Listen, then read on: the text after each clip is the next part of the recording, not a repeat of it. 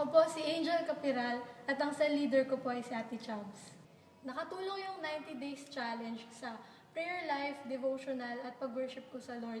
Kasi ayun nga, nalaman ko na mahalaga yun na nagpa-pray ka personally, pero iba pa rin yung dumadalo ko sa prayer meeting kasi iba yung nagagawa ng sama-samang panalangin. At ganoon rin, even yung pagiging disciplined sa pag-attend sa tamang oras ng Sunday worship, natutunan ko rin during this 90 Days Challenge. And ayun, yung mga bagay na yun na hindi ginagawa lang natin o hindi yung ginagawa mo lang for the sake na matapos yung challenges or yung 90 Days Challenge. Pero yung even na matapos na yung 90 Days Challenge, talagang patuloy pa rin, nagagawin mo pa rin faithfully para sa Lord. Grabe yung ginawa ng Lord sa buhay ko nung 90 Days Challenge last year kasi inilagay niya sa akin yung conquering spirit. At talagang yung pag-attend ko sa Week of Fire nakatulong para ma-encourage ako na mag-conquest. And ayun, nagkaroon ako ng open cells. Tapos kahit na nung mga panahon na yun, hindi ako nag-aaral. Pero inalaw ng Lord na makapag-conquest pa rin ako sa mga campuses na kailangan lang pala, huwag ka nang magdadahilan, sumunod ka na lang at magtiwala sa Lord. Isa sa challenges na naaalala ko during 90 Days Challenge is yung time. Kasi during that time, nag-work ako and night shift yung trabaho ko. So, may mga times na galing work tapos walang tulog, magpa-follow up at nakakapagod talaga physically. Pero pinarealize sa akin ng Lord na yung nakikita kong bagay na yun as a challenge ay isa palang favor sa akin. Kasi if day shift yung pasok ko siguro, may possibility na hindi ako nakapag-conquest sa campuses or hindi ko matuloy yung follow-up. And ayun nga, may mga times na nakakapagod physically pero minsan iniisip natin mahirap pero kaya naman. Tsaka andun naman yung tulong na galing sa Lord, yung strength na galing sa Kanya, na kung mapapagod tayo, may kapahingahan pa rin sa presence niya. At ang mas mahirap kung hindi na niya nagagamit yung buhay natin. Ginawa ng Lord sa buhay ko yung mga bagay na never ko pang na-experience before.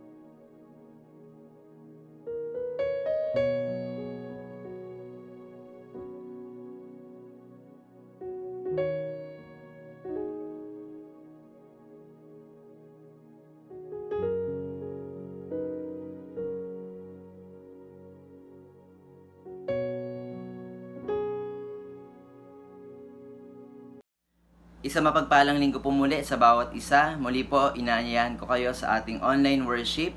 At bago po yan, makibukas po kayo sa akin sa Aklat ng Mga Awit. Dito po sa Psalms 121 verses 1 to 8. Babasahin ko po sa English. Sabi po dito, I lift up my eyes to the mountains. Where does my help come from? My help comes from the Lord, the maker of heaven and earth. He will not let your foot slip. He who watches over you will not slumber. Indeed, he who watches over Israel will neither slumber nor sleep. Verse 5, the Lord watches over you. The Lord is your shade at your right hand. The sun will not harm you by day, nor the moon by night. Verse 7, the Lord will keep you from all harm. He will watch over your life. The Lord will watch over your coming and going both, now and forevermore. Sige po, manalangin po tayo. Panginoon, sa umaga nga pong ito, lumalapit po kami, Lord God, ng may pagpapasalamat. Lumalapit po kami, Panginoon, ng may pagpapakumbaba, O Diyos. Alam po namin, O Diyos, na sa lahat po ng aming ginagawa, nakikita mo kami, Panginoon. Nakikita mo kami sa aming kahinaan. Nakikita mo kami, Panginoon, doon sa aming mga failures. At higit sa lahat, Lord God, nakikita mo kami, Lord God, doon sa pinakamababang kalagayan, Lord God, ng aming pananampalataya, ng aming buhay, Panginoon. Lord, salamat po. Dahil sabi ng mga awit, Lord God, ang aming tulong ay nanggagaling sa iyo. Hindi sa aming kalakasan, hindi, Lord God, sa aming kakayahan, kundi, Panginoon, sa iyo. Ikaw na Diyos ni Abraham, ni Isaac at ni Jacob, at Diyos namin magpakailanman, sa iyo po nanggagaling ang aming tulong. Panginoon, sa linggo nga pong ito, sa aming online worship, makita mo kami, Panginoon, na naghahanap sa iyo, Lord God, ng may buong puso, na nagpapasalamat po kami, Panginoon, buong puso na kami po ay uhaw na uhaw sa mga salita mo, Lord God, sa iyong mga turo, O Diyos. Na sa linggo nga pong ito, Lord God, muli po kaming ma-refill, Panginoon, hindi lamang po ng aral, kundi, Lord God, ng Spirit, Panginoon, na nanggagaling nga po sa iyo. Lord, sa linggo nga pong ito, patuloy, O Diyos, na samahan mo ang worship team sa pagdala sa amin sa Espiritu mo, sa pagdala sa amin, Lord God, sa presensya mo, Panginoon, na naroroon, Lord God, yung kagalakan, yung kakumpletuhan, Panginoon, ng aming buhay, yung kaganapan, Panginoon, ng aming buhay sa presensya mo. And I pray, Father God, also, yung magdadala nga po, Panginoon, ng iyong mensahe, itago mo siya, Lord God, sa iyong likuran. Makita mo nga po, Panginoon, kami na talagang nagbabagong buhay, Lord God. Even though, Lord God, na kami ay nasa quarantine, patuloy, O Diyos, na ang Espiritong kumikilos sa buhay ng bawat isa ay ang Espiritu mo nga po, Panginoon. Malaya ka, Lord God, na i-correct kami. Malaya ka, Lord God, na baguhin kami, Lord God. Transform us, Lord God. Renew us, Panginoon. And I pray, Father God, na yung bawat isa na makakarinig nga po, Lord God, ng mensahe nga na ito, Panginoon, ay magkakaroon, Lord God, ng pagbabagong buhay. Magkakaroon, Lord God, ng remorse, Panginoon. Magkakaroon, Lord God, ng pagpapanumbalik ng pananampalataya at ng lakas, Panginoon, sa presensya mo.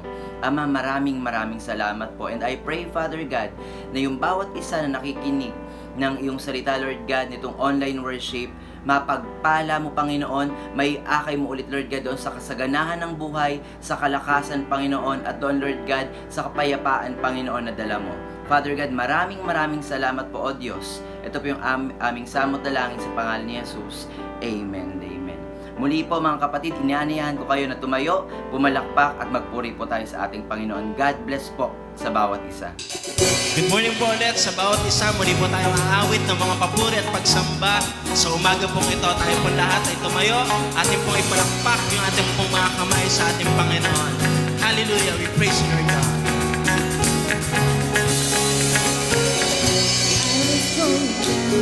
Thought it was for the time, then I found you. I don't wonder at all, thought I had gone too far. There I found you. Here I used to know, can't stop me anymore. 'Cause I found you. When I feel alone, I have a place to go. 'Cause I found your love. Great was the debt of sin. Grace brought me back again. Now I'm rising up, born by the Savior's love. Your love is higher than the stars. Let who you are. Your love, uncontainable. Your love is deep enough to reach the deepest part of me. Your love, uncontainable.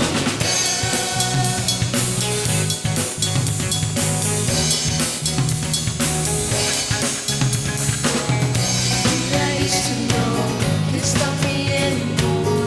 'Cause I found your love. When I feel alone, I have a place to go. 'Cause I found your love. Great was the debt of sin. Grace brought me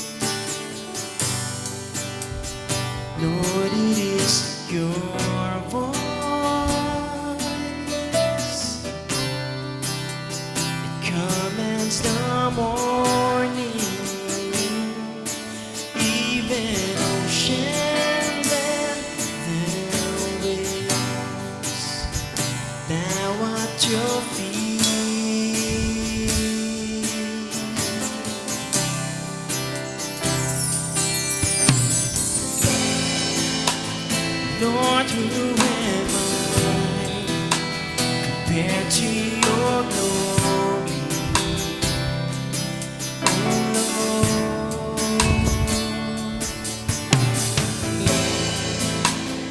Lord, who am I compared to your majesty? I'm your beloved, your creation, and you love me as I am. You have told me rejoice for your kingdom. I'm not ashamed to call you your own. I'm your beloved.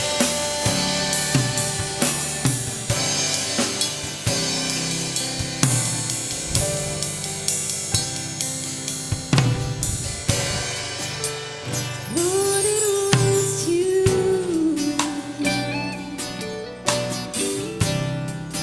who created the heavens.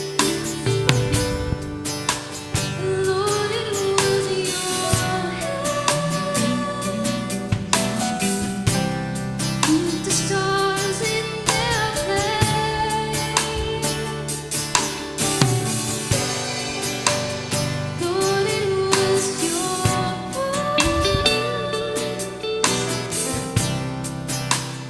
commands the morning, even the shadows their ways, bow at your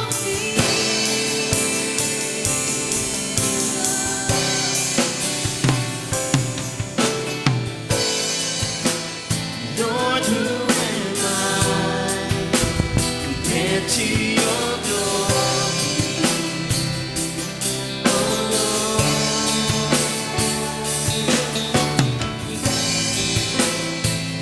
who am I compared to your majesty? I'm your beloved, your creation. You love me as I am. You have told me rejoice in your kingdom. I'm not ashamed to call you your own. I'm your beloved, your creation, and you love me as I am. You have told me rejoice for your kingdom. I'm not ashamed to call you your own. I'm your beloved.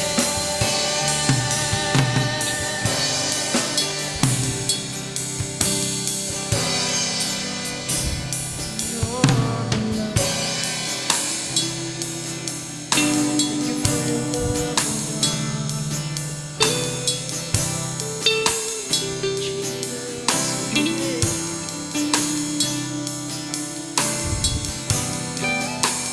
you have chosen us, Lord. You set us free, Lord. Salamat po, Panginoon, sa wagas na pag-ibig mo.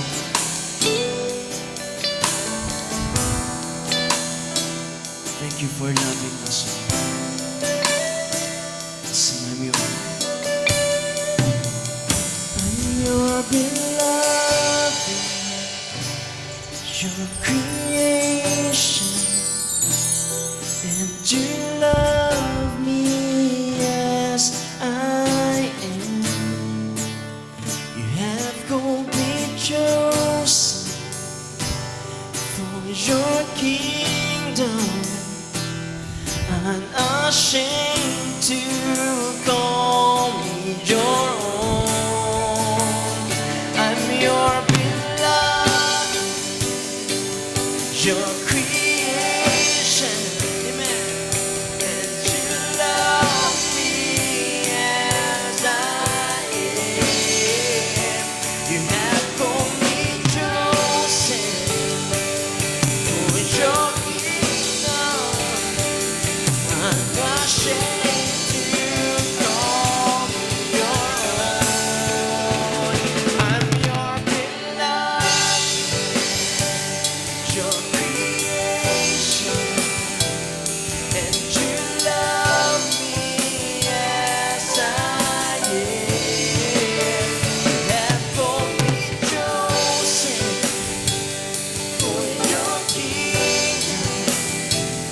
I'm not ashamed to call me your own.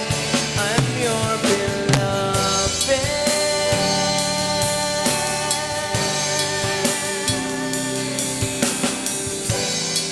Oh, I'm your beloved. I'm your beloved.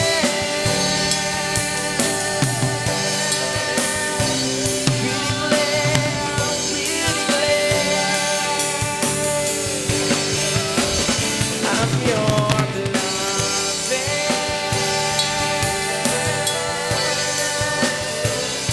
You loved us so long, loved us so long. I'm your beloved.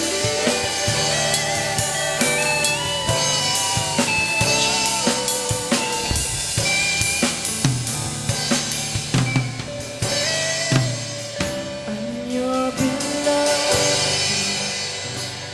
your creation. You love me as I am. You have called me chosen for your kingdom. I'm ashamed to call me your own. I'm your beloved.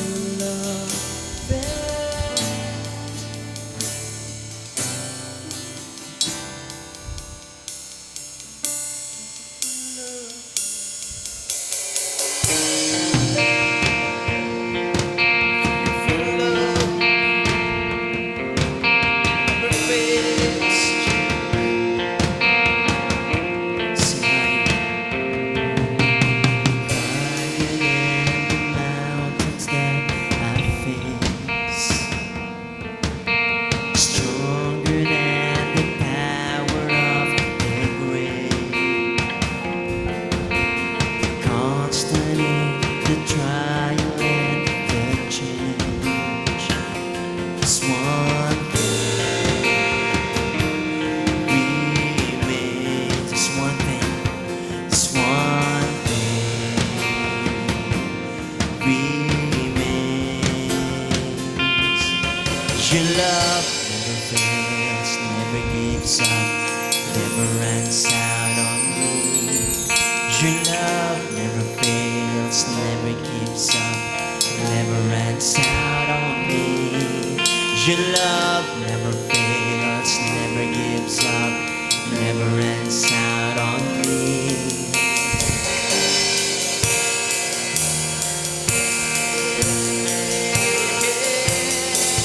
Cause on and on and on and on it goes, going overwhelms and satisfies my soul. And I never ever have to be afraid. It's one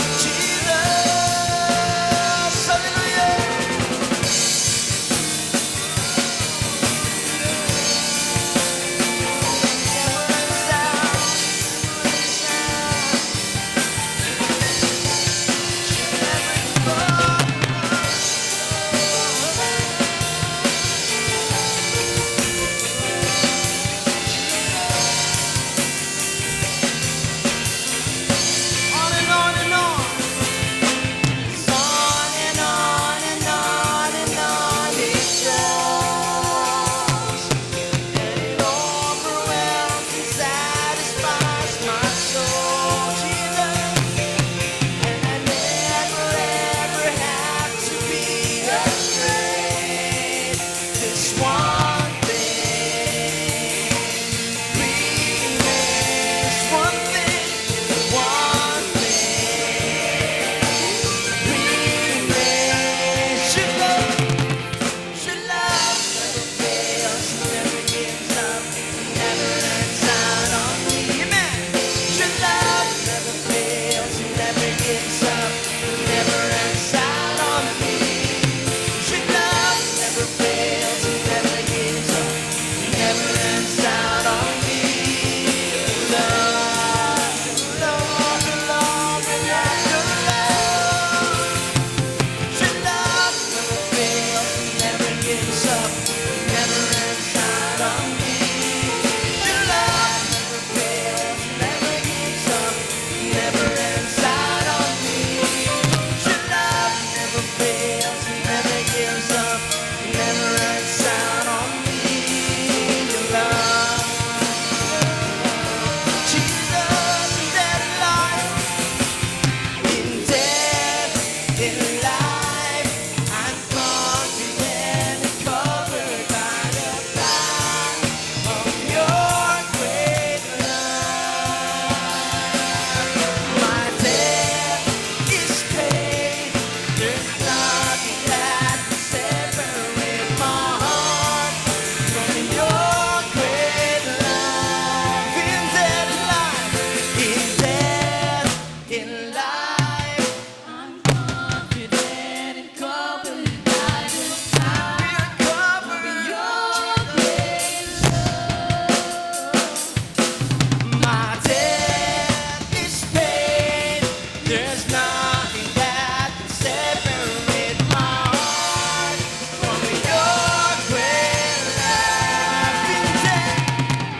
In death, in life, I'm confident, covered by the power of your great love. My debt is paid. There's nothing that can separate my heart from your great love.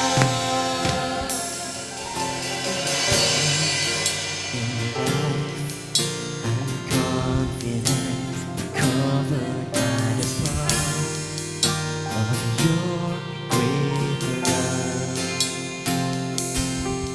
My debt is paid. There's nothing that can separate my heart from your great love. Nothing can separate us from your love, O Lord. Thank you for your love, O God. Sa iyo po ang lahat ng papuri, pasasalamat, pagsamba. Glorify your name. Thank you for your love, O Lord. Never fails. Magandang araw sa atin lahat. Araw ng linggo. Araw ng ating pagsamba sa Diyos. Bagamat ito yung first Sunday ng buwan ng July, pagka tayo bumalik na doon sa ating regular na meron tayong religious gathering, pwede natin gawin yung ating komunyon. Pero sa ngayon, ay maghihintay pa tayo na pwede tayong magsama. At kung hindi man natin magawa sa religious gathering, pwede natin itong gawin na pagka nagkasama-sama ang mga cell group, pwede natin gawin itong komunyon at binutukin natin. Araw ng linggo, araw ng pagsamba sa Diyos na bagamat hindi tayo makakasama sa physical, ang kasama naman natin, Espiritu ng Diyos. Alam natin ang Diyos ay nasa lahat ng lugar at bawat believer ay may taglay na kaloob na Holy Spirit at tayo sumasamba sa Diyos sa Espiritu at katotohanan.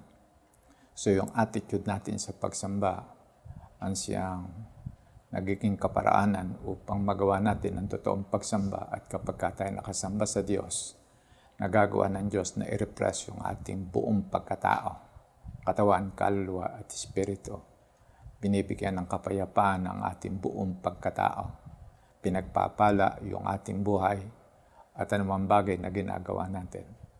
Kaya nga ninanais ng Diyos na magtagpo ang kanyang mga anak at ang Diyos upang upang may pagkaloob ng Diyos ang kanyang pagpapala sa atin.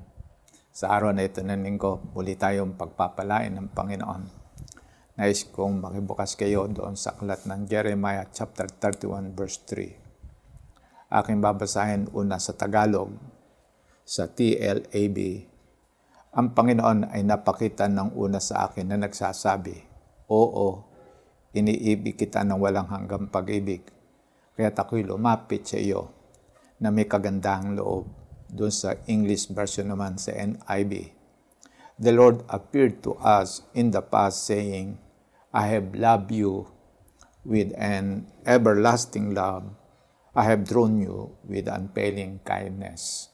Tayo manalangin. O Diyos at aming Amang nasa langit, amin pong nilalapit. Ito ang amin pong pagsamba sa araw na ito. Amin pong nilalapit na pagpalain niyo po yung aming pakikinig ng iyong salita. Makapagpahayag po kayo sa amin at matanggap namin ang mga salita upang iti magpatibay ng aming kaugnayan sa Diyos. Pagpalain mo nga kami, Panginoon, sa pagkakataong ito. Hinihiling namin ito sa pangalan ni Jesus. Amen. Ang ating topic ay, You are loved. Ikaw ay iniibig. Ngayon, dito sa ating talata, binanggit, ang Panginoon ay nagpakita noong una. Bakit nagpakita ang Panginoon? Bakit siya naparito sa ating mga tao? Ang sabi, upang sabihin, I have loved you with an everlasting love. Ngayon, pagka tinanong natin, sino yung nagsasalita na nagsasabi, I have loved you with an everlasting love? Ang Panginoon. Anong klaseng pag-ibig? Everlasting, eternal, hindi tumitigil. At kapag tinignan natin ang sinasabi ng totoong pag-ibig ng Diyos sa atin, iniibig tayo ng Diyos in spite of kahit ano ang naganap o nangyari sa ating buhay. Kahit na naging marumi tayo, naging masama tayo, naging rebellious tayo, o naman yung nagiging kalalagayan natin sa buhay. Binabanggit, yung pag-ibig ng Diyos ay hindi nagbabago. Ngayon, sino ang Panginoon na tumutukoy na everlasting love sa atin? Our Creator. Siya yung lumalang sa atin. At siya rin ang pinanggagalingan ng lahat ng ating ikinabubuhay. Alam natin yung ating Diyos ay makapangyarihan sa lahat. Nalalaman ang lahat ng bagay. At siya unchangeable. At dahil sa siya unchangeable, yung kanyang pag-ibig na inuukol sa ating mga tao, hindi rin ito magbabago. Ngayon, pagka tinignan natin, yung sinasabi ng Panginoon, I have loved you with an everlasting love. Sino yung kanyang tinutukoy na iniibig? Pagka binalikan natin ang context, ang tinutukoy niyang unang nagsabi siya, I have loved you with an everlasting love, iti sinabi niya sa Israel. Kailan niya ito sinabi? Nung kanyang ililigtas sila sa pagkaalipin sa Ehipto upang dalhin sa lupang pangako. Ngayon, pero ito ay sinabi rin niya nung lalangin niya si Adam. At saka si Eva, sapagkat itinatag na itong si Adan ay anak ng Diyos. Ngayon, pero hindi lamang sa kanya, sinasabi ito ng Panginoon. Sinasabi rin ito ng Lord sa akin. Sinasabi rin ito ng Lord sa inyo. Ano sasabihin ng Lord nung tayo nililigtas niya sa pagkaalipin ng kasalanan at kamatayan nung dinadala ang gospel sa atin? Ano yung ipinapahayag na nagdadala sa atin ng gospel? God loves you, ang sabi niya. Iniibig ka ng Diyos. At siya merong napakagandang plano sa ating buhay.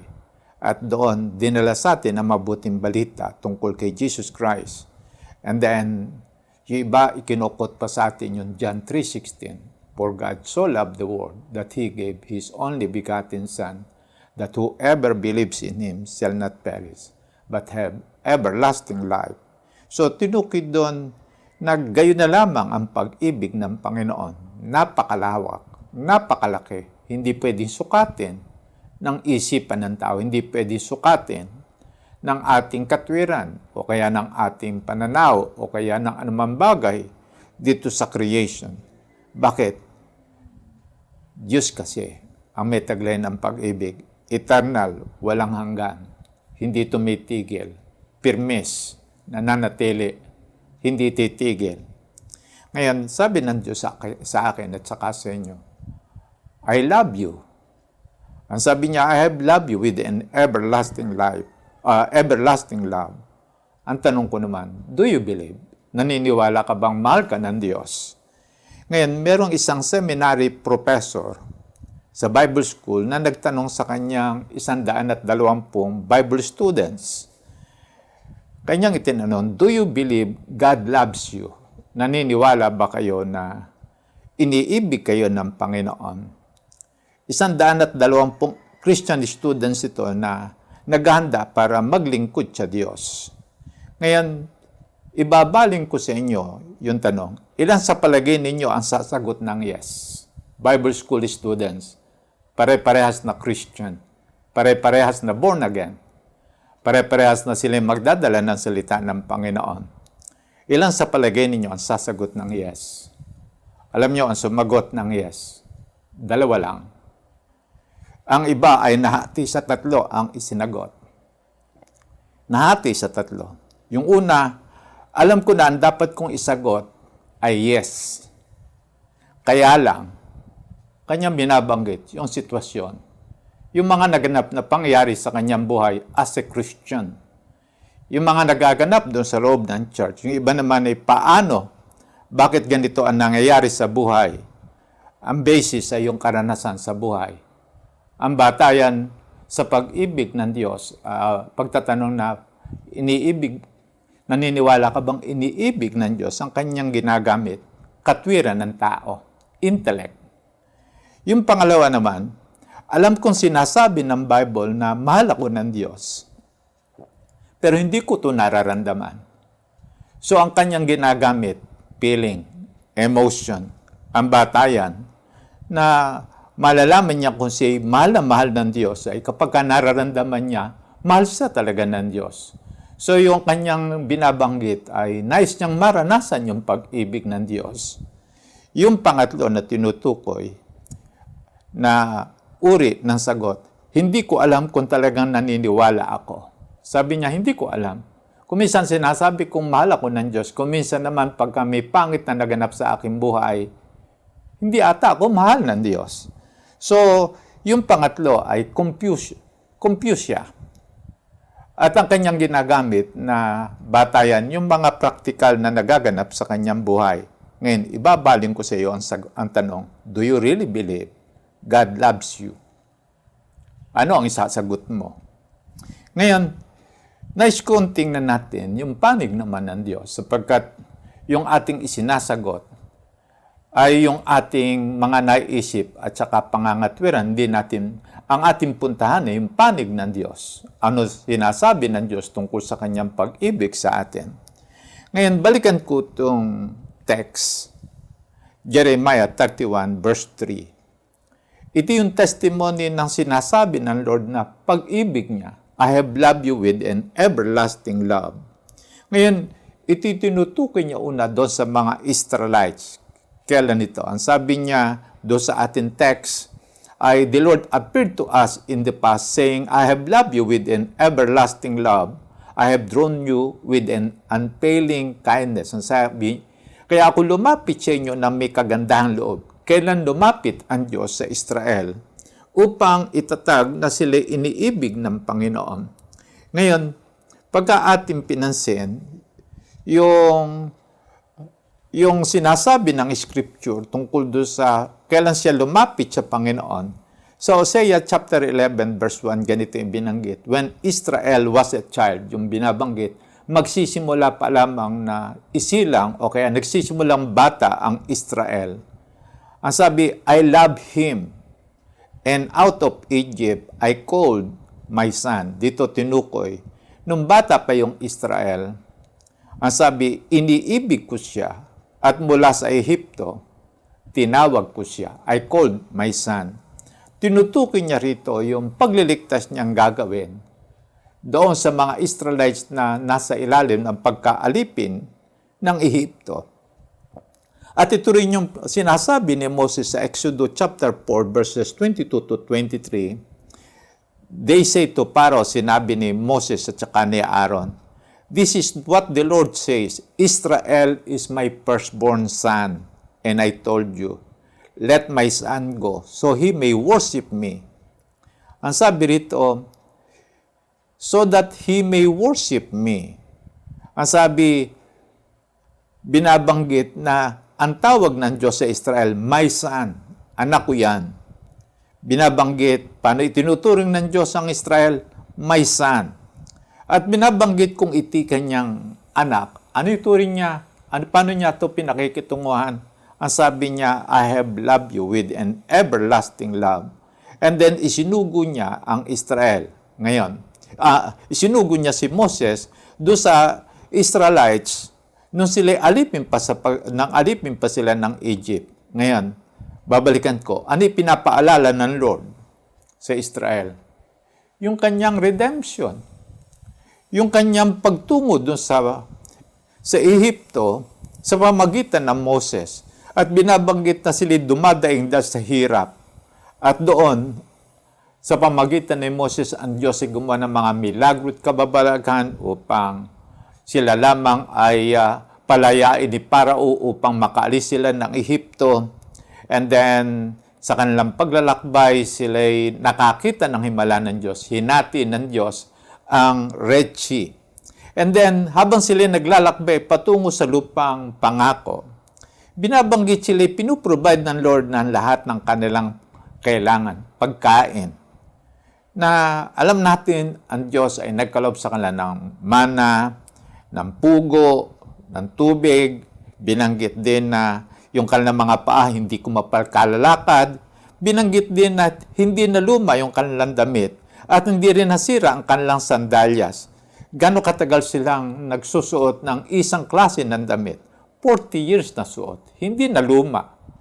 Hindi, yung kanilang sandalyas, hindi na rin naluma. Hindi kumapal ang kanilang mga paa. So nakikita natin na ang Diyos ay kasama na nila. Kaya lamang sa panahon na sila'y naroon sa wilderness, sila'y nagmamarmor, sila'y nagrereklamo, sila'y nagre-rebelde, at kung ano pa yung mga ginagawa nila laban sa Diyos. Kaya lamang makikita natin, kahit na gayon ang kanilang ginagawa laban sa Diyos, patuloy pa rin silang sinusuplayan ng Diyos ng pagkain, ng tubig, and then yung protection ng Panginoon, pagka-araw, ay tinatakpan ng kanyang ulap yung araw, at pagkagabi naman ay merong haliging apoy na tumatanglaw sa kanila. Nakita lang natin yung mga katunayan na kasama nila ang Panginoon. Kaya lamang may consequence lamang ang kanilang murmuring at saka rebellion. Hindi sila nakapasok sa lupang pangako. For 40 years, ikot lamang sila ng ikot doon sa wilderness. Pero pinakakain sila ng Diyos. Pero pinuprovide sila ng Panginoon. At ang dahilan, mahal sila ng Diyos. And then, nung sila nakapasok na sa lupang pangako, sa pamagitan ng pangunguna ni Joshua, ay binanggit na yung kanilang napagtagumpayan, yung mga namamayan doon. At ito dahil sa kilos ng Diyos. And then, nung sila'y naroon na sa lupang pangako, ang Israel, iiwanan ng Diyos, sasamba sa Diyos-Diyusan, magpapakarumi, gagawa ng kung ano-ano laban sa Diyos, kakalimutan nila ang Panginoon, at sila'y hihiwalay sa Diyos, at kapag sila'y nawalay, sasalakay ang kaaway sa kanila, walang magpuprotect sila sa kanila, at sila ay gagawing alipin, pahirapan sila. Pero kapag sila'y tumawag sa Panginoon, nagpapadala ng tagapagligtas ang Diyos. Bakit? Mahal niya ang Israel. And then, pagkaraan uli na ilang panahon na muli, babalik na naman sila sa pagtatakwil sa Diyos, pagsamba sa Panginoon, sa Diyos-Diyusan, at kung ano-ano pa ang mga gawa na laban sa Diyos at laban sa Kanyang salita. At dahil doon, papasok na naman ng kingdom of darkness, pahirapan sila. And then, pagka nahirapan na sila, tatawag uli sila sa Diyos, magpapadala uli ng ang Diyos ng tagapagligtas. Paikot-ikot yun na gano'n ang kanilang naranasan hanggang sa magkaroon sila ng mga hari. At nung panahon na sila meron mga hari, sama-sama rin silang tumalikod at nagrebelde laban sa Diyos. Yung Northern Kingdom, kinongker ng Assyria. And then yung Southern Kingdom naman, ito yung Judah at saka Benjamin, ay patuloy silang iniingatan ng Panginoon. Kaya lamang dumating na rin ang panahon na itinakwil nila ang Diyos. Itinakwil nila ang Diyos. Iniwanan nila ang Diyos. At pagkatapos ay sumamba sa Diyos-Diyusan, and then binabanggit na nung sila ay naroon doon sa panahon na talagang grabe na ang kanilang ginagawa, binanggit doon sa aklat ng 2 Chronicles chapter 36 na doon, verses 13 to 17, titingnan lang natin yung mga binanggit na naghimaksik yung kanilang hari laban doon sa haring Nabucodonosor, na pinangakuan niya sa pangalan ng Diyos na kanyang susundin. Nagmatigas siya, ayaw magsisi, ayaw manumbalik sa Panginoon, sa Diyos ng Israel. Sumama ng sumama yung mga pinuno ng Juda, kasama yung mga pare, kasama yung mamamayan, kasama yung mga propeta. Tinularan nila yung kasuklam-suklam na gawain ng ibang bansa, pati yung templo sa Jerusalem na inilaan ni Yahweh para sa kanyang sarili, kanilang nilapastangan. Gayunman, dahil sa habag ni Yahweh sa kanila, dahil sa pag-ibig ng Panginoon sa kanila, at pagmamalasakit niya sa kanyang templo, nagpapatuloy siya, nagpapadala ng mga sugo upang bigyan sila ng babala, ngunit hinahamak lamang nila ang mga ito, pinagtatawanan ng mga propeta at binabaliwala ang mga babala ng Diyos, at dahil dito umabot na sa sukdulan ng galit ng Panginoon. At pinadala sa kanila yung parusa ng Diyos, dumating ang taga-Babylon. Bakit? Itinakwil nila yung kanilang source. Itinakwil nila yung kanilang protector. Itinakwil nila yung kanilang yung kanilang Diyos na magliligtas sa kanila doon sa iba't ibang mga kaaway nila. Yung magtatanggol sa kanila, itinakwil nila yon. And then, nung salakayin sila ng Babylon, binanggit, in 2 years, kinubkob ang Jerusalem. And then, pagkaraan nun, nakubkob ito, and then pumasok ang Babylon doon sa syudad. At binanggit doon sa aklat ng Chronicles chapter 36 verse 19, sinunog nila ang templo, winasak ang pader ng Jerusalem at ang malalaking gusali. And then, di lamang yon, doon sa verse 17, ay pinagpapatay, binata, dalaga, kahit matatanda, ipinaubaya sila ng Diyos sa kapangyarihan ng hari. At dumating yung bang napakabigat at napakasakit na pangyari sa bayan ng Diyos. Ang tatanungin natin, naroon si Jeremiah, nagpe-pray siya. At nung makita niya yung naganap doon sa sinapit ng bayan ng Diyos, iyak siya ng iyak. Iyak siya ng iyak. Ngayon, meron tayong itatanong kay Jeremiah. Naniniwala ba si Jeremiah na iniibig pa rin ng Diyos ang Israel? Habang nakita niyang nagiba yung templo, sinunog ang syudad, and then nagkalat ang mga patay doon sa bayan ng Diyos, naniniwala pa ba si Jeremiah na mahal sila ng Diyos? And then, sumulat si Jeremiah ng lamentation, doon niya ipinahayag yung laman ng kanyang pagtitiwala sa Diyos. Sa aklat ng Lamentation, chapter 3, verse 22 to 23, binanggit siya, English Standard Version, "The steadfast love of the Lord never ceases. His mercies never come to an end. They are new every morning. Great is your faithfulness." Ito pa rin yung binanggit ng propeta. Ang sabi, pag-ibig mo, Yahweh, hindi nagmamaliw. Kahabagan may walang kapantay. Iti laging sariwat, bawat umaga. Katapatan mo'y napakadakila. Yung propeta, hindi siya tumitigil sa pananampalataya, sa pagtitiwala, na iniibig sila ng Panginoon. Bakit? Sapagkat siya yung lingkod ng Panginoon na propeta na nagdadala ng pag-ibig ng Diyos dun sa mga Israelites. Kung gaano sinisikap ng Panginoon mailigtas ang kanyang bayan dun sa impending na danger at calamity na gagawin ng kanilang kaaway laban sa kanila. Ngayon, nung panahon ni Jeremiah, meron pa bang naniniwala na mahal sila ng Lord? Meron pang iba. Si Daniel, yung kanyang 3 kaibigan, si Ezekiel, bagamat gayon ng kanilang naranasan doon sa kanilang buhay, sila naniniwala na sila'y mahal pa rin ng Panginoon. At muli kong itatatag yung Lamentation chapter 3, 22 to 23, the steadfast love of the Lord never ceases. Yun daw, pag-ibig ng Diyos na nanatili, ang sabi, hindi ito titigil. His mercies never come to an end. Yung kanyang kahabagan daw, yung awa niya, wala raw itong dulo. Walang dulo ang kaawaan ng Panginoon. Kahit na matindi na ang kasalanan na nagawa ng kanyang bayan, andun pa rin yung awa ng Panginoon. Hindi raw titigil ang awa. Yung pag-ibig, ang sabi, steadfast yung pag-ibig ng Lord. Hindi ito nagbabago. And then, binanggit, katapatan mo napakadakila, great is your faithfulness. Kaya lamang hindi naranasan ng mga Israelites yung binabanggit na yun. Bakit? Iniwanan nila yung pag-ibig ng Diyos. Iniwanan nila yung katapatan sa Diyos. Iniwanan nila yung habag ng Panginoon. Hindi nila pinaniniwalaan na sila'y mahal ng Diyos. Hindi nila pinaniwalaan na sila'y mahal ng Diyos.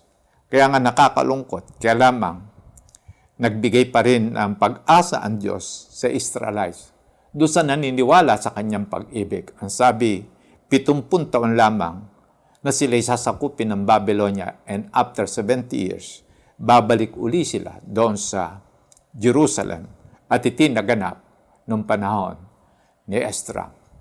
Kaya makikita lang natin ang Diyos na nanatiling tapat at hindi titigil ang kanyang pag-ibig sa kanyang mga lingkod. Ngayon, puntahan natin ang New Testament.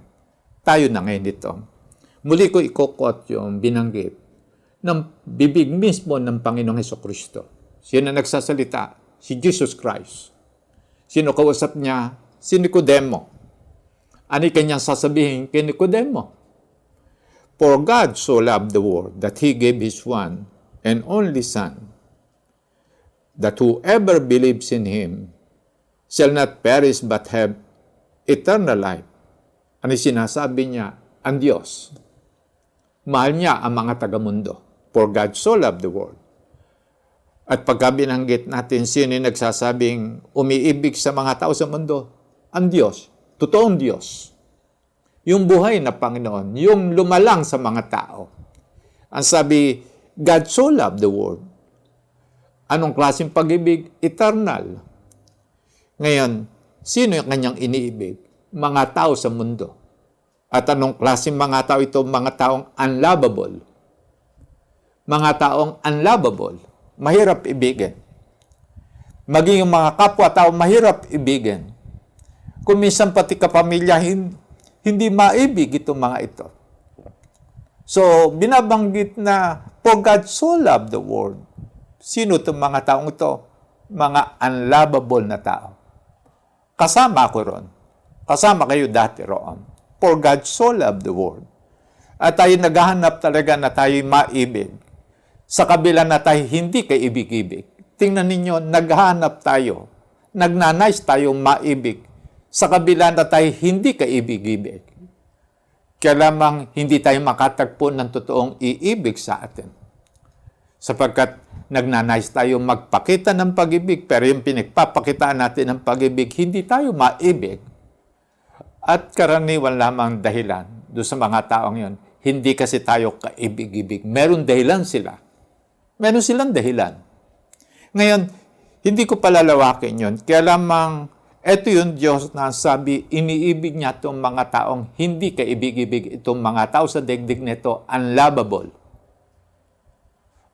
Mga unique na tao, iba't ibang klaseng tao, ibang magsalita, ibang mangusap, ibang makitungo, iba ang prinsipyo, iba yung gawain, at yung kalikuan, kasamaan, malala.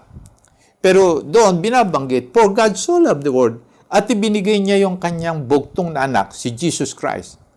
Ngayon, kaya tinutukoy na so love. Bakit? So love. Gano'ng kalaking pag-ibig? Nasukat yung walang hanggang pag-ibig doon sa kanyang ibinigay, sapagkat ang kanyang ibinigay, wala ring hanggan. Panginoon din, Diyos din. Yun ang tapat na halaga ng mga tao sa mundo. Gaano kalaki ang pag-ibig niya sa ating mga tao, nilagyan niya ito ng halaga. Ano yung halaga? Yung kanyang sakripisyo. Sino yung kanyang inilagay na sakripisyo? Si Jesus Christ. Kaya lamang ano yung layunin ng pag-ibig ng Diyos? Manalig tayo sa Kanya. Manalig tayo sa Kanya. Manalig tayo kay Jesus Christ. Yun ang layunin ng pag-ibig ng Diyos. Mabalik tayo sa pagtanggap na tayo mahal ng Panginoon. At binabanggit dito, ang layunin kapag tayo nanampalataya, maniwala ka lamang na mahal ka ng Diyos. Mahal ka ng Diyos. Binabanggit, hindi ka na mapapahamak, kundi magkakaroon ka ng eternal life. Kaya nga binanggit sa Romans 5:8, God demonstrates His own love for us in this, while we were still sinners, Christ died for us. Noon tayong mga makasalanan pa, si Jesus Christ namatay para sa atin. So makikita natin na ang pag-ibig ng Diyos ay nakaukol dun sa mga unlovable na tao. Bakit? Mga makasalanan. Mga naka-offend sa Diyos. Mga nakagawa ng iba't ibang karumihan. At titingnan natin na isa rito si Pablo. Tingnan natin ang kanyang testimony doon sa aklat ng 1 Timothy chapter 1 verses 12 to 16. Basahin ko doon sa Magandang Balita, Biblia. Sabi ni Pablo, nagpapasalamat ako sa ating Panginoong Hesukristo na nagbibigay sa akin ng lakas dahil sa itinuring niya akong karapat-dapat na maglingkod sa Kanya kahit na nung una nilapastangan, inusig at nilait ko siya. Ano ginawa ni Pablo? Nilapastangan niya ang Panginoon. Inusig niya yung bayan ng Diyos. Nilalait niya yung Diyos at yung kanyang gawain. Ang sabi, sa kabila niti nahabagsakin ng Diyos sapagkat hindi ko nalalaman ang aking ginagawa. Noong ako hindi pa sumasampalataya, pinasagana sa akin ang kagandahan loob ng ating Panginoon at ipinagkaloob niya sa akin ang pananampalataya at pag-ibig na natatagpuan sa ating pakikipag-isa kay Kristo Jesus. Ano rin yung ipinagkaloob sa Kanya ng grace ng Diyos? Ipinagkaloob sa Kanya na magkaroon siya ng faith at magkaroon siya ng pag-ibig. Saan matatagpuan? Kapag kananalig kay Jesus Christ. Pagkananalig sa Panginoong Hesukristo, faith in Jesus, love in Jesus. Pero pagka tinignan natin, ano rin matatagpuan natin sa Panginoong Hesukristo? Pag-ibig din ng Diyos. Pagka nakatagpo natin si Jesus Christ, ang makakatagpo natin pag-ibig ng Diyos. Kay Jesus Christ, doon makakatagpo natin yung pag-ibig ng Diyos. Doon mo malalamang mahal ka ng Diyos kapag ka nakatagpo mo si Jesus Christ. Ito yung kalubusan ng kapahayagan ng pag-ibig ng Diyos, si Jesus Christ. Kaya nga kapag ka tayo nanalig sa Panginoon, yung kapunuan ng pagkaunawa na mahal tayo ng Diyos ay lumiliwanag sa atin. Dumarating sa ating puso. Kaya binanggit ni Pablo, ang sabi niya, totoo ang pahayag na ito at dapat paniwalaan ng lahat. Si Kristo Jesus ay dumating sa sanlibutan upang iligtas ang mga makasalanan. At ako ang pinakamasama. Ang sabi, sa lahat ng mga makasalanan. Ngunit akong pinakamasama ay kinahabagan upang ipakita ni Kristo Jesus ang kanyang di masukat na pag-ibig sa akin. Binabanggit dito ang sabi, ako ang pinakamasama sa lahat ng mga makasalanan, ngunit akong pinakamasama ay kinahabagan upang ipakita ni Kristo Jesus ang kanyang di masukat na pag-ibig sa akin at upang iti maging halimbawa sa mga sasampalataya at bibigyan ng buhay na walang hanggan. Nakita niyo ba na ang sabi, kinuha ng Diyos ang sample ng pinakamasamang klase ng tao? Si Pablo, sino ang kanyang kinakalaban? Panginoon. Sino sinisira niya? Bayan ng Diyos. Yung mga nananalig sa Panginoon. So kaya binabanggit siya yung pinakamasama na tao, pero siya yung pinili ng Panginoon. Bakit? Binanggit, upang ipakita ni Kristo Jesus ang kanyang di masukat na pag-ibig. Kangino? Sa pinakamasama. Pinakamasama ka bang tao? Ikaw na ba ang pinakamasamang tao? Pinakamasama ka na ba sa pamilya mo? Doon sa mga mag-aaral, sa trabaho, sa iyong community? Pinipili ka ng Panginoon na gamiting example ng kanyang di masukat na pag-ibig. Kaya tayo napili at kaya tayo nanalig sa Panginoon upang ipakita ng Panginoon yung di masukat niyang pag-ibig sa atin. Ito yung kaparaanan na ipinakikita ng Diyos. Kaya nga, nais natin itatag lamang na si Pablo pinili ng Diyos upang gawing sample gaano kalaki ang pag-ibig ng Diyos at siya'y pinag-uukulan niya ng pag-ibig. Ako at saka kayo, mahal ng Panginoon. Ngayon, pagka tinignan na natin, sa Lumang Tipan, ipinakita na ng Panginoon yung prinsipyo na nais niya may katapat ang kanyang pag-ibig. Bakit siya tatawag ng tao? Bakit kailangan natin manalig sa kanya? Bakit niya ililigtas ang bayang Israel? Bakit niya ililigtas ang bayang Israel? Upang ipakita kung gaano kalaki ang pag-ibig niya sa Israel. Kaya lamang nais niyang itatag ay isang covenant doon sa aklat ng Deuteronomy chapter 7 verse 9. Basahin ko sa NIV. Ang sabi ron, "Know therefore that the Lord, your God, is God. He is the faithful God, keeping His covenant of love to 1,000 generations of those who love Him and keep His commandments." Ano yung kanyang itinatatag? Yung minamahal niyang Israel. Kanyang ipakikita yung katapatan ng kanyang pag-ibig. Kanino ang makakaranas ng kanyang katapatan doon sa iibig sa Panginoon? To those who love Him at yung iniingatan na sundin ang inuutos ng Panginoon. Ang sabi, to those who love Him and keep His commandments. So, merong covenant of love relationship. Merong prinsipyo yung pag-ibig ng Diyos. Ano yung prinsipyo ng pag-ibig ng Diyos? Lagi kapag meron siyang inibig, yung iniibig niya, iibig din sa Kanya. Kaya nga binanggit sa Colossians 3:14, ang pag-ibig ang buklod ng ganap na pagkakaisa. So yung prinsipyo ng pag-ibig, magbubuklod ito ng umiibig at yung iniibig ay iibig doon sa umiibig. At iti magbabind sa kanila. So yung pag-ibig, it is a bind of two party. Sa atin, ang Diyos at saka tayo. Sa New Testament principle naman, nais kong tingnan lang natin yung ilang bagay na binanggit ni Jesus Christ. The same principle do sa John 15:9-11.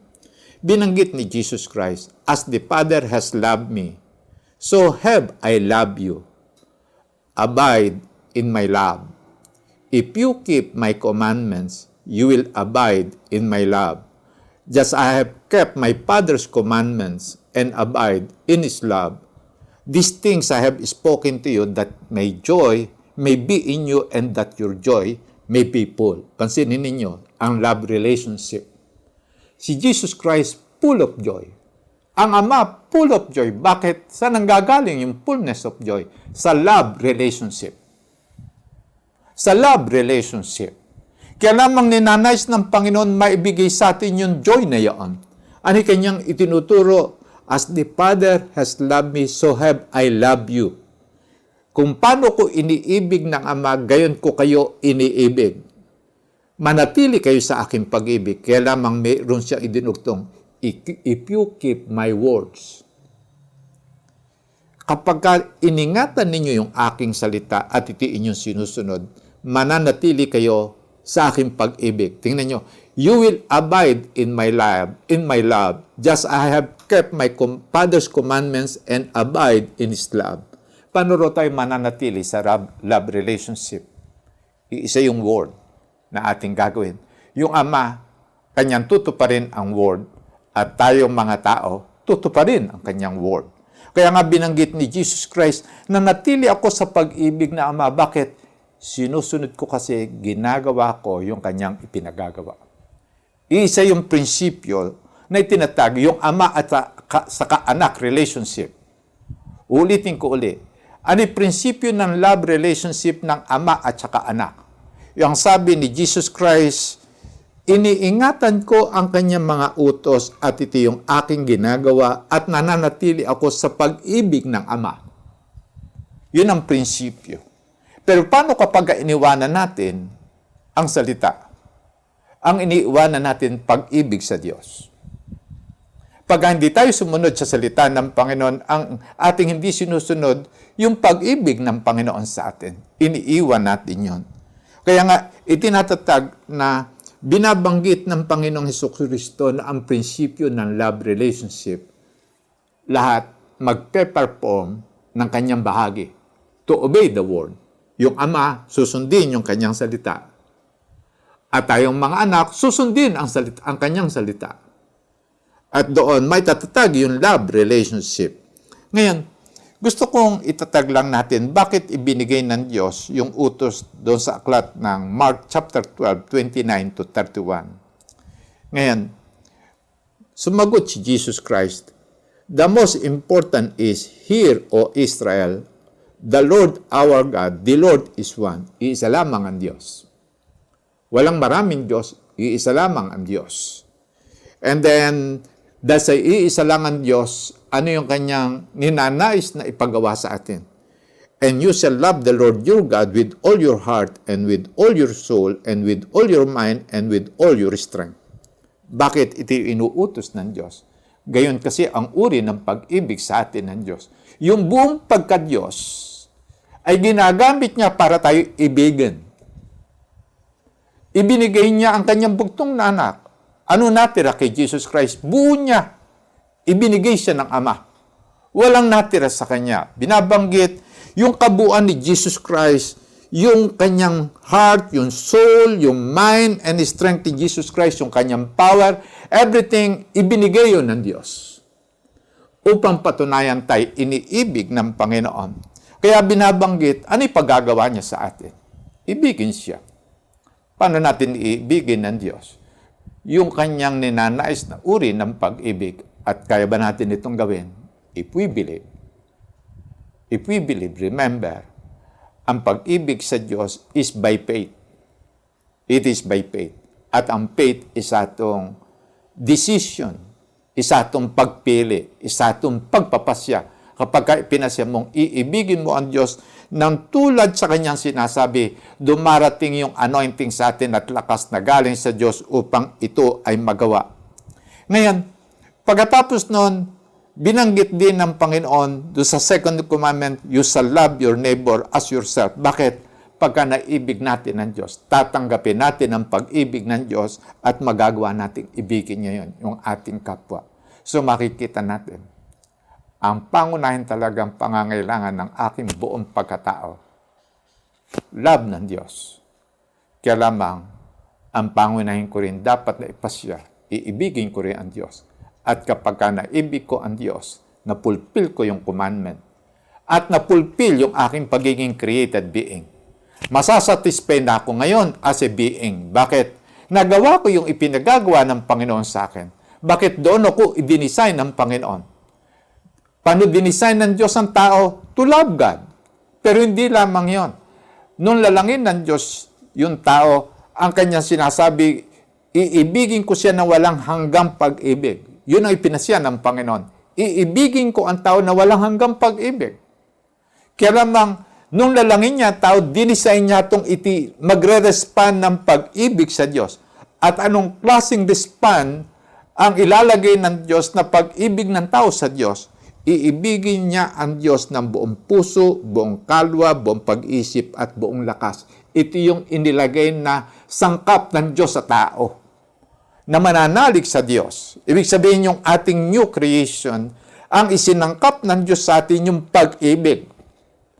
At paano natin na-express yung potential ng pag-ibig sa Diyos? Sinabi ng Panginoon, buong puso, buong kalwa, buong pag-iisip at buong lakas.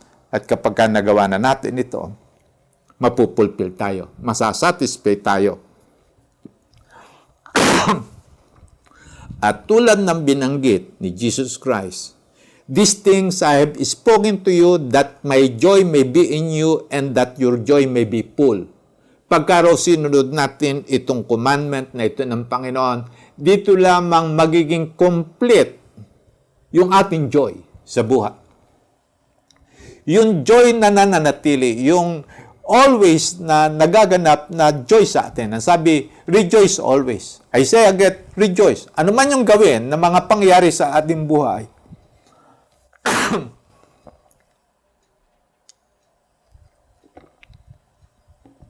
Ano man yung karanasan, ano man yung pag-uusig, ano man yung mga trial na darating sa atin, magagawa pa rin natin mag-rejoice. Bakit? Saan nanggagaling ang pagre-rejoice ng isang tao? In loving God. Saan nanggagaling ang kanyang complete joy? Hindi sa material things, hindi sa dami ng pera, hindi sa narating natin na pwesto sa ating anumang ninanais na mangyari sa ating daigdig. Ang sabi, saan manggagaling ang fullness of joy? Binanggit na ang fullness of joy natin manggagaling doon sa pag-ibig sa Diyos. Kaya nga, uulitin ko uli yung sinabi ni Jesus Christ na manatili tayong sumusunod sa Diyos, ibigin natin, manatili tayo sa pag-ibig ng Panginoon. Ang sabi niya, you will abide in my love, just as I have kept my Father's commandment and abide in His love. Doon sa John 15:11, these things I have spoken to you that my joy may be in you. Ano naranasan ni Jesus Christ? Alam na niyang siya iaalay para tayo maligtas. At yung kanyang pagsunod doon sa nais ng Ama, ano dinudulot nito sa kanya? Joy. Joy. May suffering, may joy. May sacrifice, meron joy. Sa atin din, ganun din. Ang sabi niya, kasunod, that my joy may be in you and that your joy may be full.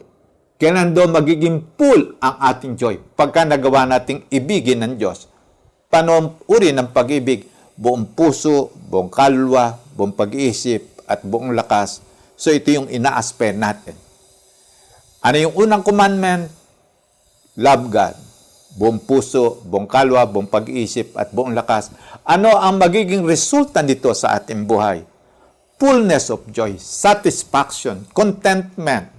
Ibig sabihin ay mapupulfill yung ating pagiging created being kapag inibig natin ng Diyos ng buong puso, buong kalwa, buong pag-iisip, at buong lakas. At magagawa na natin ibigin yung lahat ng iniibig ng Panginoon. Ngayon, maging doon sa communion, ano itinatatag talaga ron? Love relationship. Sabi nga ni Jesus Christ sa Matthew 26, doon sa verse 28, binanggit niya, this is my blood of the covenant, which is poured out for many for the forgiveness of sins. Yung covenant of love ng Diyos, may sacrifice. Dugo ni Jesus Christ. So kung tayo man iibig sa Diyos, marami rin tayong ibibigay sa Diyos. Ano ibibigay natin? Buong buhay natin. Remember, ang pag-ibig sa Diyos ay merong sakripisyo, meron kang ibibigay. Nung umibig ba ang Diyos sa atin, meron din ba siyang ibinigay? For God so loved the world. Ano yung kanyang katunayan na talagang mahal niya tayong mga tao? He gave His only begotten Son. Ngayon, ano naman ang katunayan na mahal natin ng Diyos? When we love God ng buong puso, buong kalwa, buong pag-iisip at buong lakas, ang ating ibibigay, buo natin pagkatao. Sa Romans chapter 12, verse 1, ang sabi, i-offer natin yung ating katawan, isang haing buhay, banal, at kalugod-lugod sa Diyos. So yung katawan natin, inaali natin sa Panginoon. Ngayon, eto na ngayon. Pagka inibig natin ng Diyos at inibig natin yung ating kapwa, meron isang command si Jesus Christ na masasakop ang pag-ibig sa Diyos at pag-ibig sa tao. Yung Great Commission.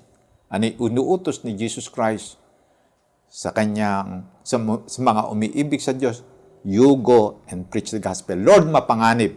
Lord, hindi convenient, hindi comfortable. Lord, marami kong mga pangarap sa daigdig nito. Meron pa akong ibang agenda sa aking buhay. But when we love the Lord, ating hinahawi ang lahat ng iyon. Susunod tayo doon sa sinasabi ng Panginoon. Bakit? This is love relationship. Relationship natin vertically sa Diyos at relationship natin doon sa ating kapwa. Mamahalin natin ang ating kapwa. Bakit? Dahil sa mahal ng Diyos ang mga taong ito, inialay niya ang kanyang buhay. At kapag inibig natin ng Diyos, iibigin natin itong pinag-alayang ito ng buhay ni Jesus Christ na naisin natin magtagumpay yung ginawa ni Jesus Christ sa mga taong makasalanan. Ano ninanais pagkamahal mo ang Diyos? Ano na naisip mo mangyari? Magtagumpay yung pag-aali ng dugo ni Jesus Christ sa buhay ng tao. Ano yung paraan upang maipakitang nagtagumpay? Pagka mga tayo naligtas sa pamagitan ng pananalig kay Jesus Christ. Yun ang glory ni Jesus Christ. Yun ang glory ng cross.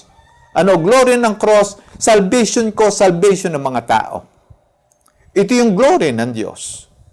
Ito yung karangalan ng Diyos. At kung iti karangalan ng Diyos, ito rin yung ating karangalan. At kung iti joy ng Diyos na maligtas sa mga tao, ito rin yung joy din natin.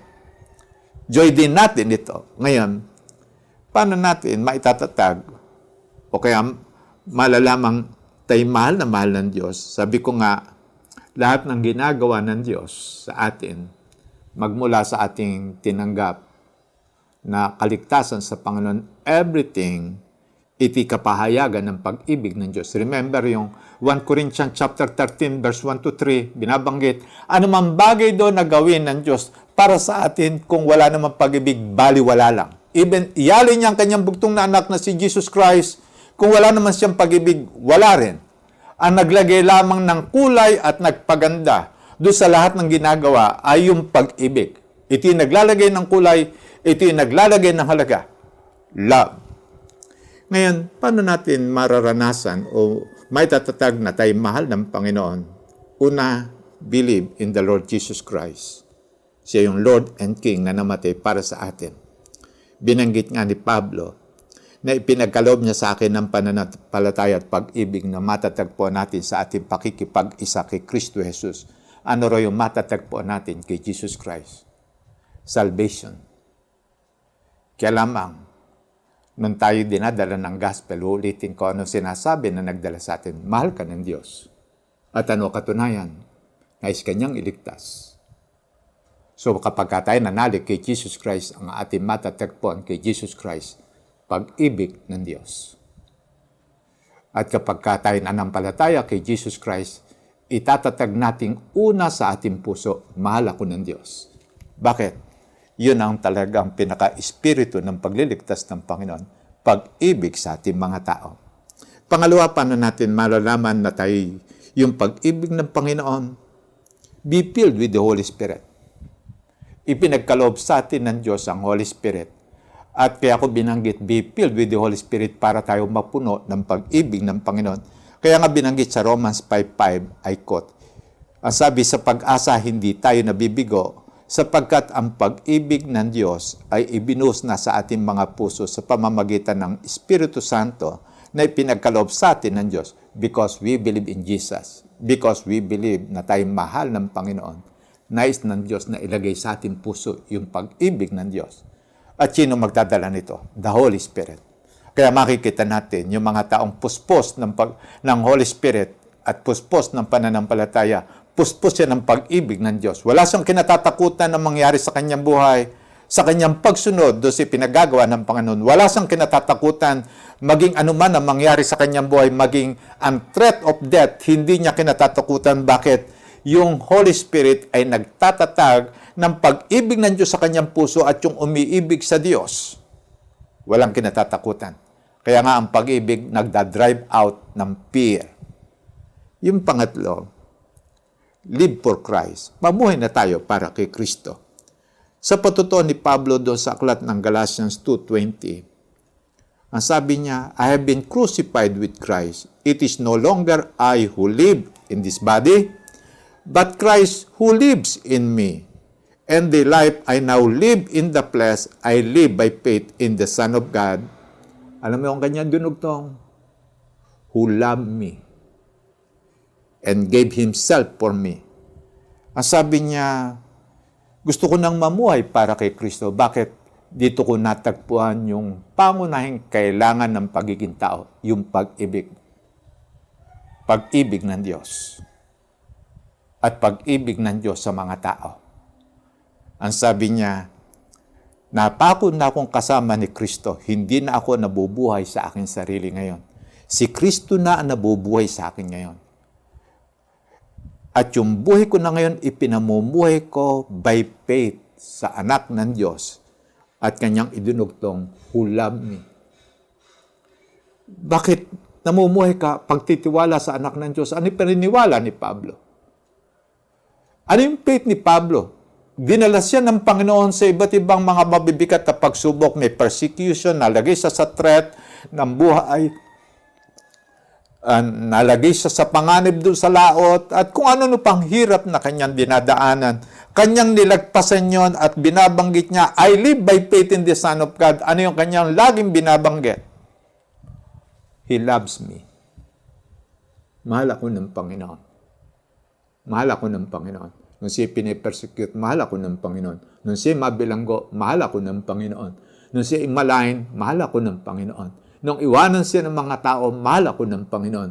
Lagi niyang binabanggit, I live by faith in the Son of God who loved me.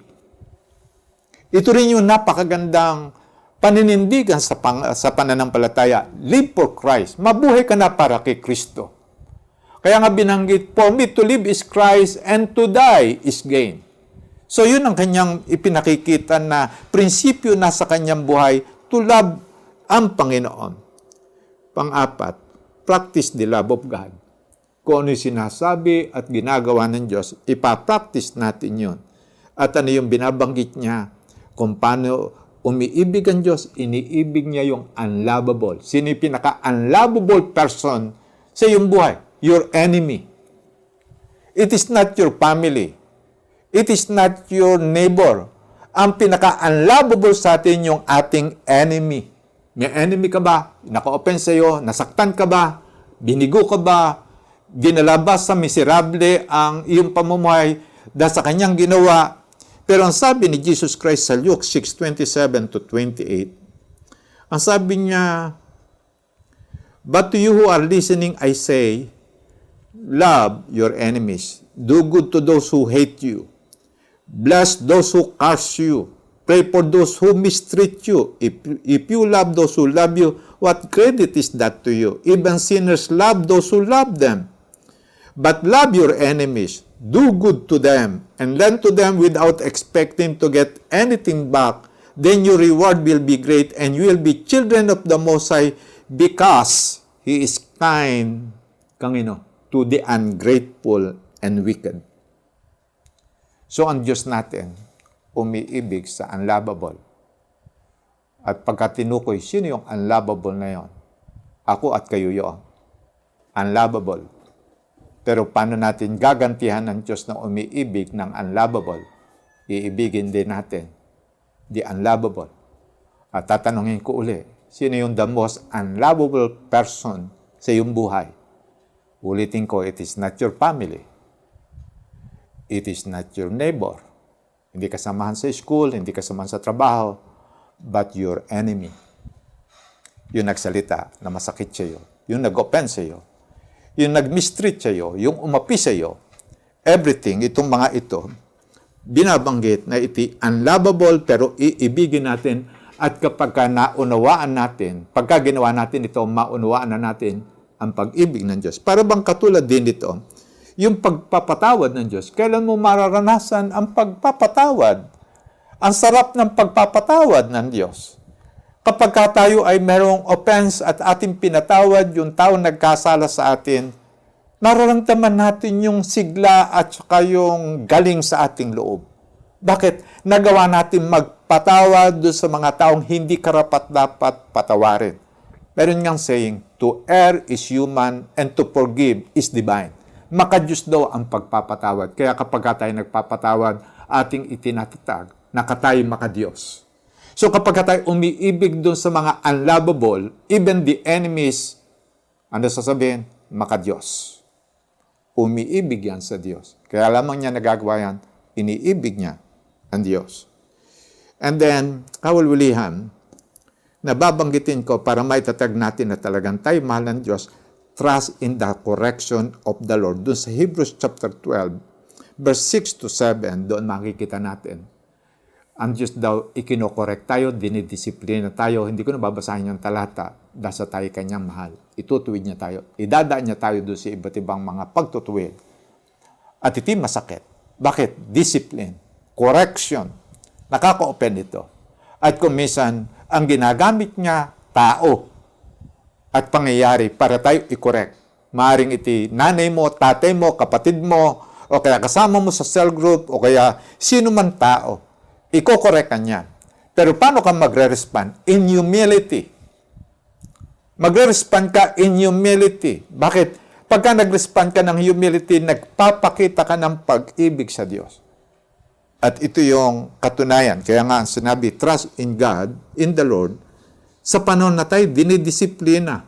Dinidisiplina ka ba ng Lord?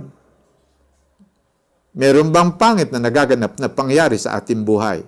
At ulitin ko, ganito.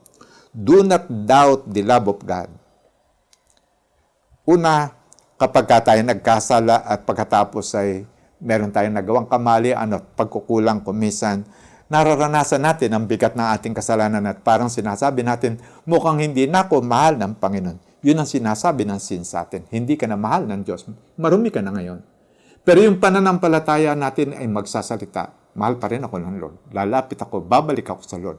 Magko-confess ako ng aking lahat na kasalanan.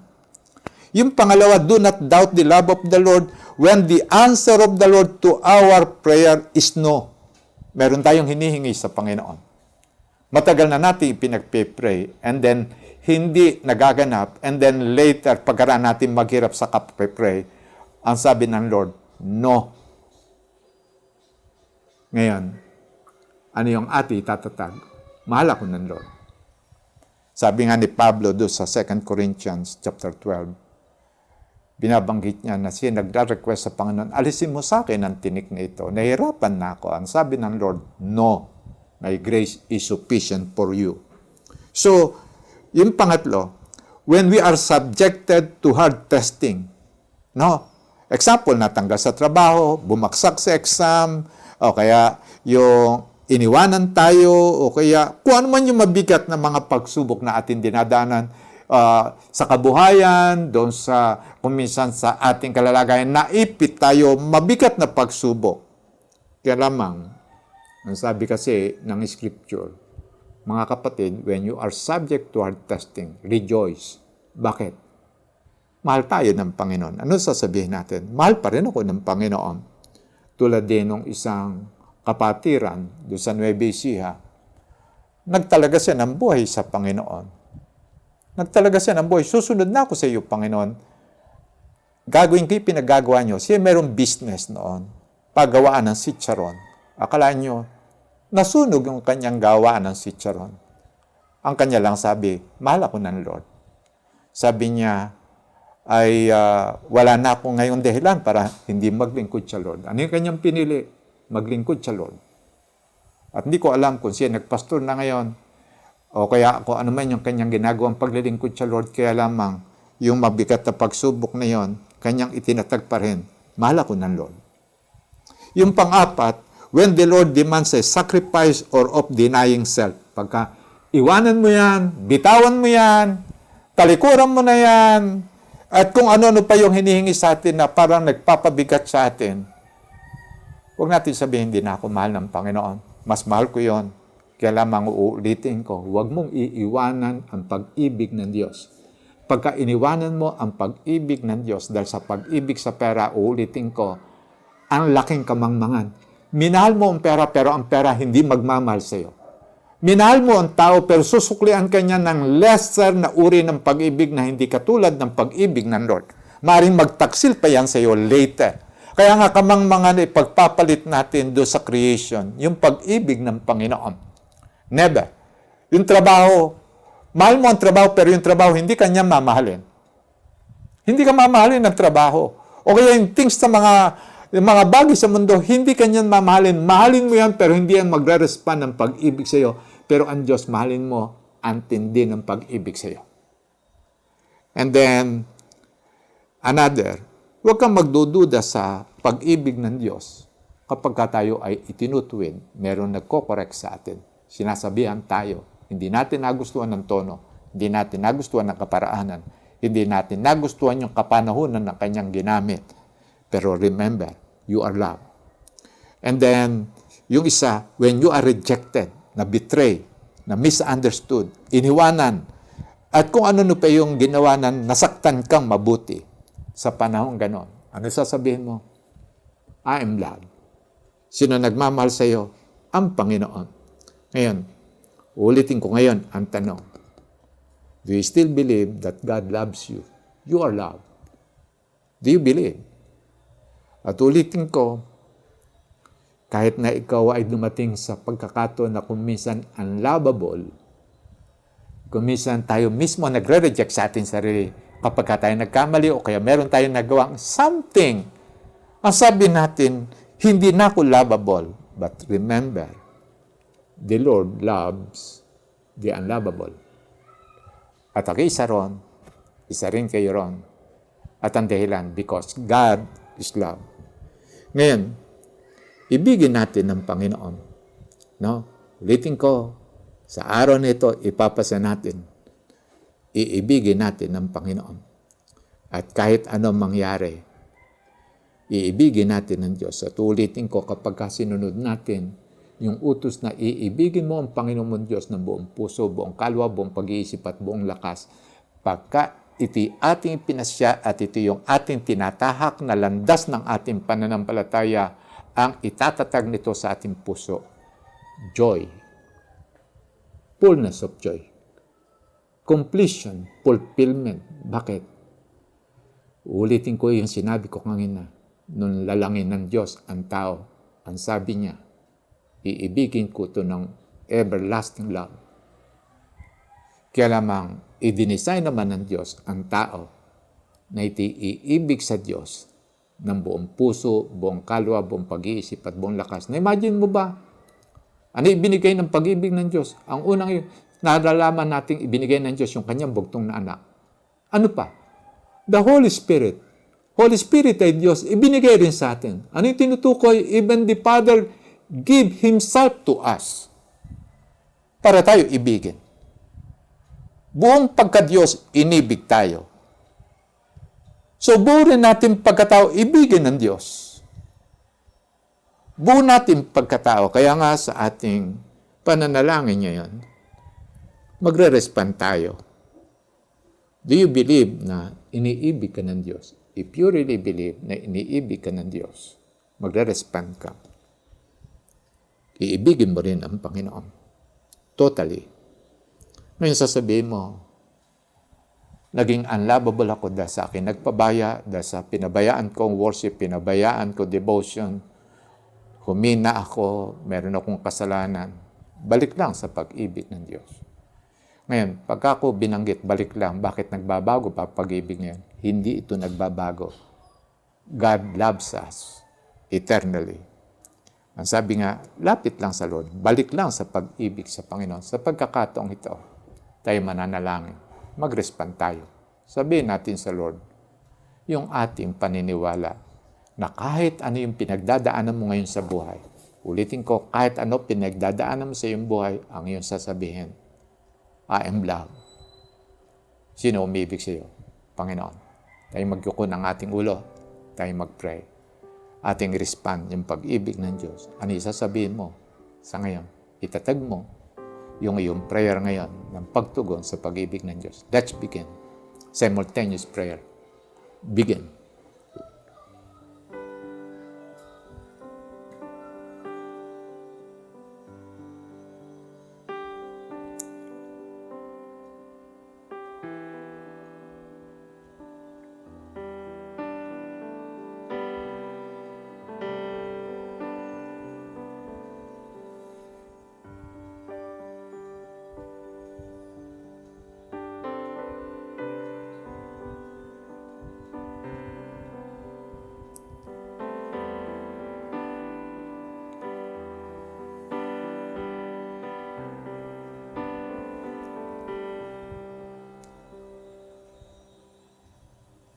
Ipasya na natin na totally iibigin ng Diyos. Completely iibigin natin ng Diyos. Lord, narito po kami, narinig namin ang iyong salita. Narinig namin ang iyong pong kapahayagan, yung sinasabi ng iyong salita. Iniibig mo kami ng walang hanggang pag-ibig. We believe. At ang katunayan, na kami naniniwala na kami iniibig ng Diyos na walang hanggang pag-ibig, tutugon din kami. kung paano nyo kami inibig, na ibinigay ang bugtong na anak para sa amin, para kami maligtas. Ipinagkaloob ang Holy Spirit para magawa namin sundin ang salita ng Diyos at ibinigay ng Diyos ang kanyang sarili para gawin ang lahat ng bagay sa aming kabubuti. Magre-respond po kami in faith. Iibigin namin ang Diyos, buong puso, buong kalwa, buong pag-isip at buong lakas. At iibigin din namin yung aming kapwa. At amin po narinig o Panginoon na meron iisang command ang Diyos dito sa daigdig. Dalhin ang pag-ibig ng Diyos sa mga tao. Dalhin ang pag-ibig ng Diyos sa mga tao upang ang mga tao bumalik sa pag-ibig ng Diyos. Kaya nga amin pong gagawin itong Great Commission. Magnanais kaming dalhin ang iyo pong pag-ibig sa mga tao. At magtagumpay yung ginawa ni Jesucristo dun sa krus ng Kalbaryo na ang mga tao mabalik sa Diyos. Inilalapit po namin yung bawat isa na sa pamagitan ng kaloob na Holy Spirit maitatatag ang pag-ibig namin sa Panginoon. Patuloy mong ang pagpalain yung bawat isang naging bahagi sa online worship nito. Maranasan nilang patuloy yung pag-ibig ng Diyos. Salamat sa inyo, Panginoon, sa pangalan ni Jesus. Amen. Doon naman sa unang pagkakataon na naging nakasama natin dito sa online worship, narinig natin, mahal ka ng Diyos. Mahal ka ng Diyos. Si Jesus Christ ibinigay ng Diyos para maging Panginoon at tagapagligtas ng ating buhay. Ang nais lamang ng Diyos, ipasyalang natin na kilalanin si Jesus na Panginoon at tagapagligtas ng ating buhay. Mararanasan natin ang pag-ibig ng Diyos. Paano na lamang ang ating gagawin para maranasan ang pag-ibig ng Diyos kay Kristo? Una, repentance. Magsisisi tayo sa lahat ng ating nagawang kasalanan. At magnanais na tayong bumalik sa Diyos. Pangalawa, ay tatanggapin na natin si Jesus na maging Panginoon at tagapagligtas ng ating buhay. Pangatlo, pagtitiwala na ipatatawad ng Panginoon ang lahat ng ating kasalanan. And then, itatatag na ng Diyos na tayo kanya ng anak. At kung iti talaga ang nais mo na maranasan ang pag-ibig ng Diyos, sumunod ka sa prayer na ito. Panginoon, sumunod ka sa prayer. Panginoon, kinikilala ko po na kitaong makasalanan. Nagsisisi po ako. Nagnanais ko na pong talikuran ang lahat kong kasalanan. Tinatanggap ko na si Jesus na maging Panginoon at tagapagligtas ng aking buhay. Panginoong Jesus, pumasok po kayo sa aking puso. Mula ngayon, kayo na po ang susundin ko sa lahat ng araw ng aking buhay. Salamat po sa pagpapatawad sa lahat kong kasalanan. Salamat din po, aking anak na ng Diyos. At salamat din po na pagkaraan ng buhay ko sa lupa, aking pupunta ng langit. Sa pangalan ni Jesus. Amen. Ginawa mo ba itong panalangin na ito? Kung ginawa mo ito, anak ka na ng Diyos. At nais ng Panginoon lumago ka sa pananampalataya. At para ka lumago sa pananampalataya, ituloy natin. Yung una mong gagawin, mag-testify ka na tinanggap mo na si Christ na Lord and Savior ng iyong buhay. Sabihin mo kahit kanino, maaring iti kasama mo sa bahay. Pangalawa, magsimula ka ng manalangin, tumawag sa Panginoon. Kailangan hihilingin mo ito sa pangalan ni Jesus. Ngayon, paano paraan? Yun lamang tatawagan ng Diyos. Panginoon, gano'n lang ating sasabihin. Pagkatapos ay sasabihin natin, tulungan niyo po ako. Hinihingi ko po itong mga ito. Hinihiling ko ito sa pangalan ni Jesus. Amen. Gano'n lamang kasimple ang prayer. Kung minsan, ilang pangungusap, pero makikita natin na buhay ang Panginoon sa pamagitan ng kanyang tugon.